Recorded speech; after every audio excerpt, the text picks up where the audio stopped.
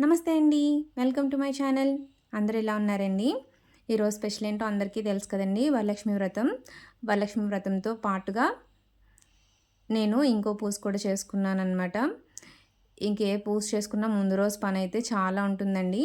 అందులో మెయిన్ పని ఇలా దేవుడిని శుభ్రం చేసుకోవడము. ఇంకా ఫొటోస్ అన్నిటికి కూడా ఇలా గంధం పెట్టి బొట్లు పెట్టుకున్నట్టయితే చాలా నీట్‌గా ఉంటాయన్నమాట.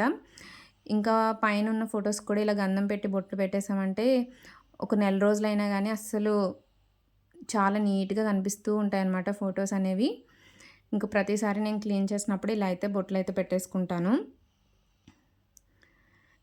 ఇంకా వరలక్ష్మి వ్రతంతో పాటు నేను చేసుకునే పూజ ఏంటంటే సంతోషిమాత వ్రతం అండి. ఎప్పటినుంచో అనుకుంటున్నామనమాట చేద్దామని. ఇప్పుడైతే స్టార్ట్ చేశాను ఫైనల్‌గా.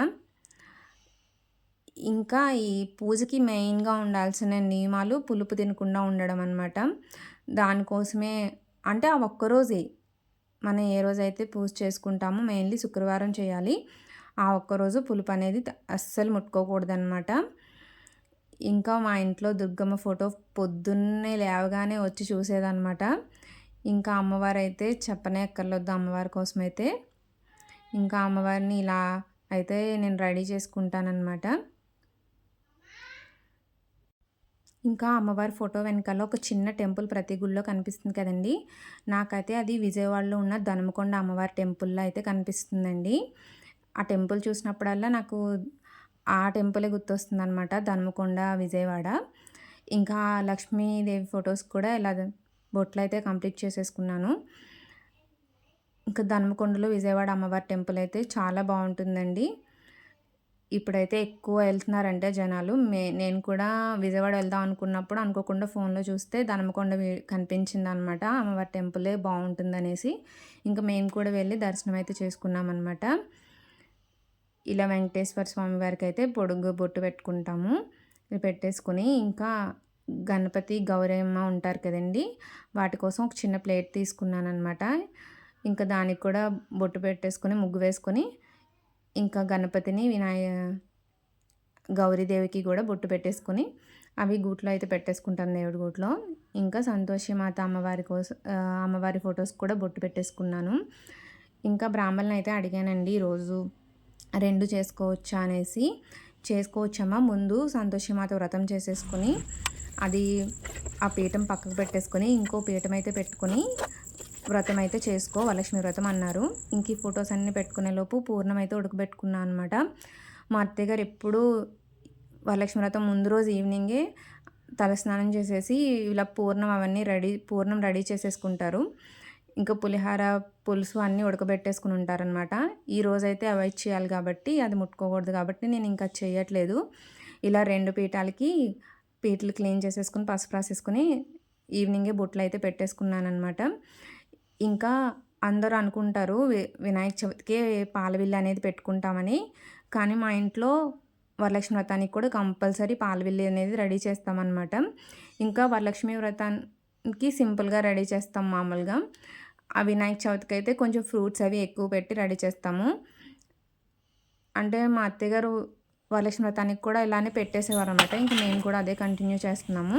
ఇంకా నైటే పూజ సామాన్లన్నీ కడిగేసుకొని రెడీ చేసుకున్నాను. ఇంకా తామర పువ్వులైతే కాస్ట్ అస్సలు చాలా దారుణం అనమాట.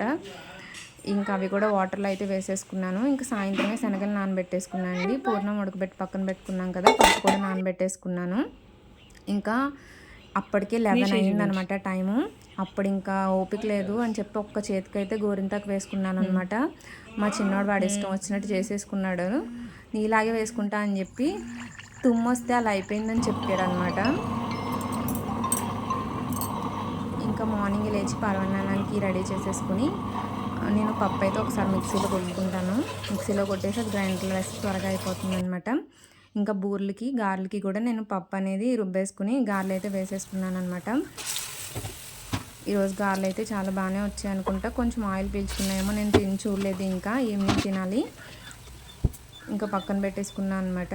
ఇంకా బూరెలు వేసేటప్పుడు అండి లాస్ట్లో మనకి ఇలా ఆయిల్ అంతా బ్లాక్‌గా అయిపోతుంది కదండీ! నల్లగా మాడిపోయి.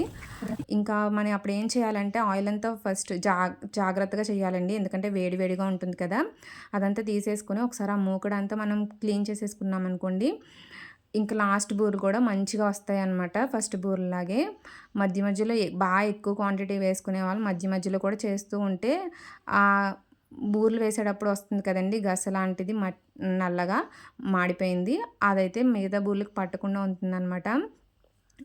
ఆ మూకుడిని టిష్యూ పేపర్తో కానీ క్లాత్తో కానీ మనం చేయి కాలకుండా తుడిచేసుకుంటే సరిపోతుందండి. ఇంకా బూరెలు వేసేటప్పుడు నా చేతిని గిన్నెని అయితే చూడకండి, బూరెలు ఎలా ఉన్నాయి అనేది చూడండి. ఎందుకంటే ఎక్కువ వేసి ఇంకా బూరెల పిండి ఇక గార్లి పిండి ఇవన్నీ కలుపుకొని నా చెయ్యి అంతా మొత్తం పట్టేసిందనమాట పిండి అనేది. ఇంకా మనం ఆయిల్ కనుక ఇలా ఒక్కసారి మార్చుకున్నామంటే లాస్ట్ బూరె కూడా మనకి మంచిగా వస్తుంది.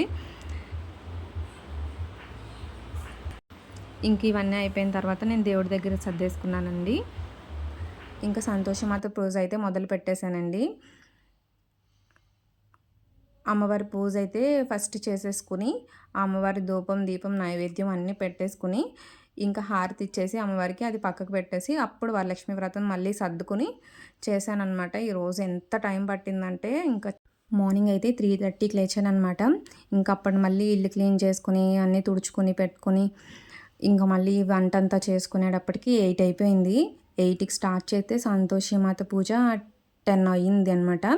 ఇంకా 10కి మళ్ళీ సర్దుకొని వరలక్ష్మి వ్రతం చేసేటప్పటికి 11:30 దాటేసింది. ఈరోజైతే చాలా చాలా లేట్ అయిందనమాట. మా అత్తయ్య గారు ఉన్నప్పుడైతే 8 కల్లా వరలక్ష్మి వ్రతమే కంప్లీట్ చేసేసేవాళ్ళు. ఇంక ఈ 2 కదా నాకు చాలా చాలా టైం పట్టిందనమాట. ఇంకా మా వారైతే నాకు చాలా హెల్ప్ చేశారనే చెప్పొచ్చు. ఇంకా ఇలాంటి పూజలు చేసేటప్పుడు ఇంట్లో వాళ్ళు హెల్ప్ చేయకపోతే అస్సలు చేయాలనిపించదండి. ఇంకా మా ఆయనను కూడా పక్కన పెట్టుకున్నాను.